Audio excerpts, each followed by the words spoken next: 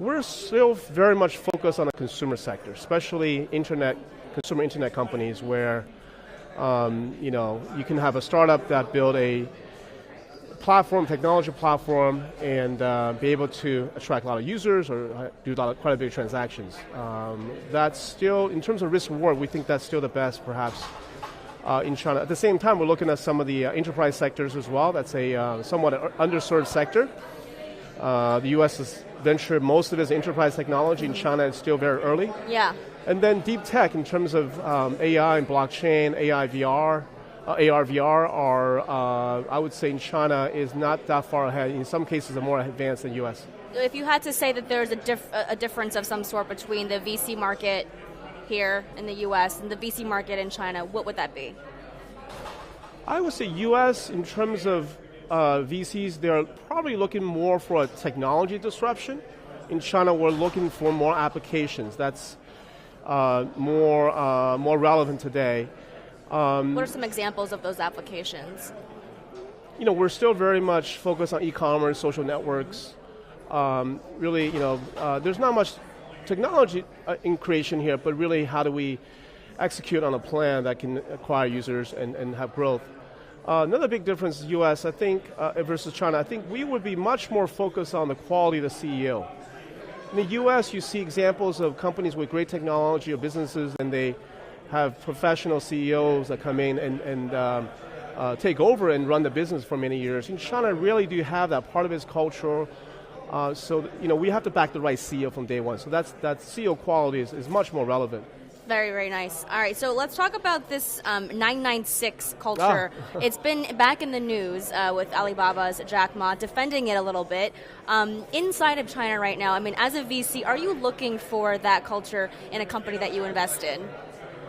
We're looking for CEOs that have this sort of authentic power of driving a business, very passionate about what they're doing, and I would assume they work in 996 or somewhere close to that. Yeah. And those CEOs tend to attract, visionary CEOs attract visionary teams. And in China, it's a 24/7 environment. It's work and leisure time is often hard to segregate. So I can understand how that works in China right. for many people. Well, what about the backlash here? I mean, people feel like that you shouldn't be working your employees that hard, I think to a certain extent, I think it is true that the young people in China are very much more passionate about their job, their work environment than ever. So whether you want to have a 996 culture or just a culture working very hard, I think sometimes it's hard to differentiate. But certainly people in China work very, very hard. Yeah, for sure. Yes. And as I said, at the beginning, China is either a savior or it's a villain. GDP coming out first quarter, 6.4%. Yeah.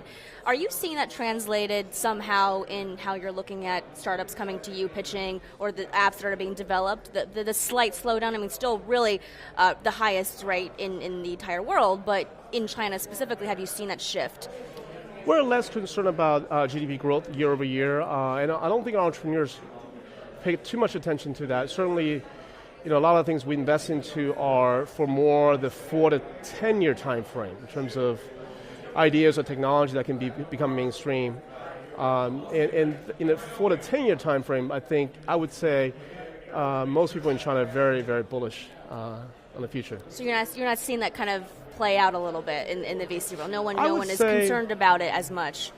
Perhaps where it plays out is in the late stage financing, where so much of that capital is depending on somewhat a quicker time to exit in the capital market, IPO market. So a general slowdown there may affect sentiment in the later stage, which in turn affects some of our portfolios as they were raising later stage money, but it doesn't really affect how we make new investments. Okay. Which has a longer time horizon. Speaking of late stage, you've had some great exits lately with PewDiePie and Pinduoduo.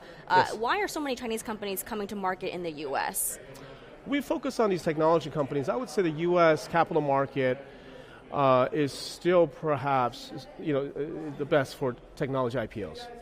Although I would say China, particularly Hong Kong, is becoming more of a primary consideration as well. Another primary consideration as well for IPOs with Xiaomi and Meituan. Yeah.